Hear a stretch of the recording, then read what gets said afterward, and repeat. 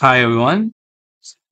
Today, from the perspectives in education, we are going to discuss few questions related to committees of before independence. So, first question: what is the purpose of the matriculation exam? So, actually, what was the purpose? What was the purpose of the matriculation exam? So, in 1877, before 1887, so then there was one exam. That exam name was matriculation exam. So this exam used for what purpose? Means to determine the eligibility for higher education to enter from SSC to university. SSC to university to enter into the university after passing the SSC exam. So this matriculation exam used to be conducted as an entrance exam, as a entrance exam. So you will get the doubts, sir. After SSC, there will be intermediate. But actually, at the time, inter 2 plus 12 plus 3. So means this inter and degree used to be in a university. It was not divided. It was not divided before 1877. It was not divided before 1877. That is the reason this matriculation exam used to conduct as eligibility for higher education. Next question: who was the first Indian woman to benefit from women's education at Calcutta University? Yes, just now we discussed what is that. To enter into the universities, we had to write a matriculation exam. But till the time, there was no entrance to the women, only to the men. But in 1877, what happened? One lady entered by writing the matriculation exam. By writing matriculation exam. So who was that lady? Means Chandramukhi Bhanu. B is the second correct answer. Chandramukhi Bhanu is the correct answer. And even England also not allowed till 1878. England also not allowed till 1878. 1 year before only we allowed. But seeing us, England also allowed women to the universities. Next question: in which year was women's education first achieved at Calcutta University? So in just now we have seen in a previous question, what is that lady name? Chandramukhi Bhanu. I told you in which year? 1877. So the same question asked here. Answer is simple. 1877. Chandramukhi Bhanu entered into which university? Calcutta University. She was the first lady to enter into the university. Next question: prior to his appointment as a Governor General of India, where had Lord Curzon traveled extensively? Yes, sir. Here, Lord Curzon, he appointed as a General Governor in a 1899. In a 1899, he was appointed as a General Governor General of India. Before he joining, he traveled around the Asia.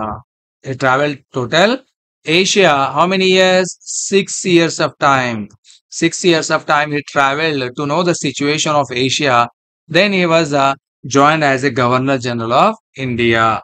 Next question. Despite the rejection of Sri Gokhale's bill, what significant impact did it have on the British government? Already we have discussed in the previous topics. What is that? In a 1911, Gopalakrishna Gokhale demanded for what? A compulsory primary education. So because of that, what happened? It resulted in the announcement of a new education policy in 1913. So in 1911, compulsory primary education was demanded by Gopalakrishna Gokhale, but it was refused. Even though it was resulted for what purpose? Announcement of a new education policy in 1913. So C is the correct answer. Next question. In which year was the Central Advisory Board of Education established? So it's a very, very direct answer. 1921. So 1921, it was established. Again, it was neglected, but in 1935, again, it was renewed. Right? Next question. Which aspect of education was given priority by Montfort recommendations? In which aspect of education? So by whom Montfort recommendation? He is asking here. Means the Montfort also he made some recommendations regarding education. Means in which aspects education should be developed or encouraged. So he demanded for vocational education and technical education. Vocational education and technical education. He demanded for it. Right. So who demanded here? Mountford demanded for. Means he made some recommendations. Next question. In which states was compulsory primary education implemented to some extent during the 1930s? So, in a previous question, we discussed what is that? Gopalakrishna Gokhale demanded for compulsory primary education. In which year? In 1911. Till then, Indians were fighting for compulsory primary education. But finally, what happened? It was started implementing in a few states. Punjab, Bihar, and Orissa. C is the correct answer. And by which year? By the 1930s. By the 1930s, Punjab, Bihar, and Orissa, in these states, the implementation of compulsory primary education was started slowly. Next question.